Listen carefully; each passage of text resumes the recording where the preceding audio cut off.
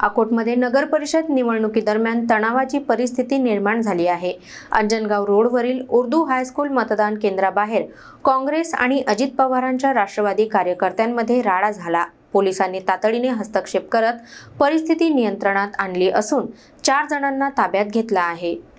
अकोटमध्ये मतदान सुरू असताना अचानक वातावरण तंग झालं। अंजनगाव रोडवरील मुलांच्या उर्दू हायस्कूल मतदान केंद्रात प्रथम निवडणूक प्रतिनिधींमध्ये वाद झाला। काही वेळात हा वाद मतदान केंद्राबाहेर पोहोचला आणि काँग्रेस तसेच अजित पवारांच्या राष्ट्रवादीच्या कार्यकर्त्यांमध्ये जोरदार हाणामारी झाली। दोन्ही गटांचे कार्यकर्ते एकमेकांच्या अंगावर धावून गेल्याचे दृश्य प्रत्यक्षदर्शींनी सांगितले। यामुळे मतदान केंद्राबाहेर काही काळ गोंधळाचे वातावरण निर्माण झाले। पोलिसांनी तातडीने घटनास्थळी धाव घेत मोठा बंदोबस्त उभा केला आणि दोन्ही गटातील कार्यकर्त्यांना पांगवले। सुदैवाने मतदान प्रक्रियेवर याचा परिणाम झाला नाही, असे प्रशासनाने स्पष्ट केले आहे।